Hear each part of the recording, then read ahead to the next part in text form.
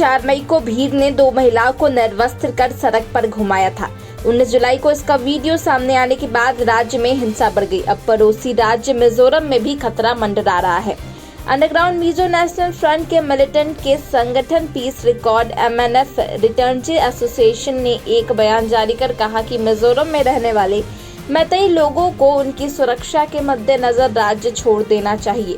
इस वक्त मिजो समुदाय की भावनाएं आहत है। डर के कारण मैतेई समुदाय के 40 लोग शनिवार को मिजोरम राज्य छोड़कर मणिपुर की राजधानी इम्फाल आ गए।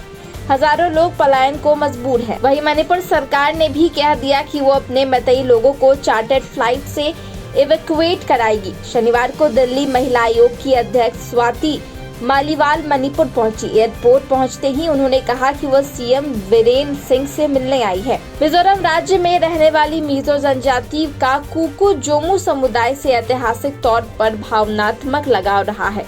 मणिपुर में जिस तरह से हालात बदल रहे हैं, उसकी वजह से दूसरे राज्यों में रहने वाले मैतेई समुदाय की मुश्किलें बढ़ रही हैं।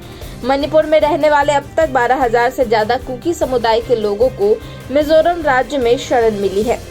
मणिपुर मूल के मैतेई समुदाय के कई सारे लोग नॉर्थ ईस्ट के अलग अलग राज्यों में नौकरी और बिजनेस के चलते वहां रहते हैं। मिजोरम की राजधानी ऐज्वाल में भी करीब 2,2100 मैतेई लोग रहते हैं। शनिवार 22 जुलाई को चुरान चांदपुर और इम्फाल के पास मैतेई और कुकी समुदाय के बीच रात भर फायरिंग हुई थी। विशुपुर और थोरबुंग के भीड़ ने एक स्कूल और कई घरों को आग लगा दी थी। इस दौरान ऑटोमेटिक राइफल, बॉम्ब्स, गन्स और विस्फोटकों से हमला किया गया था। मौके पर CRPF और BSF और असम राइफल के जवान तैनात थे।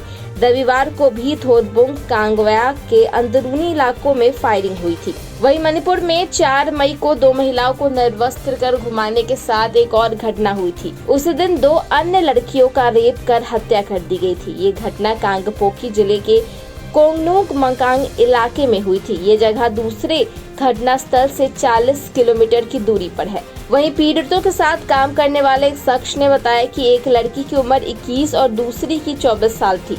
दोनों गैराज में काम करती थी। उसी दिन भीड़ में महिलाएं भी आई थी। उन महिलाओं ने ही भीड़ में मौजूद मर्दों को उनका रेप करने के लिए कहा था, जिसके बाद उन लड़कियों को कमरे में ले गए, लाइट बंद कर दी और उनके मुंह पर कपड़ा बांध दिया और 1.5 घंटे बाद उनको घसीटते हुए बाहर लाया।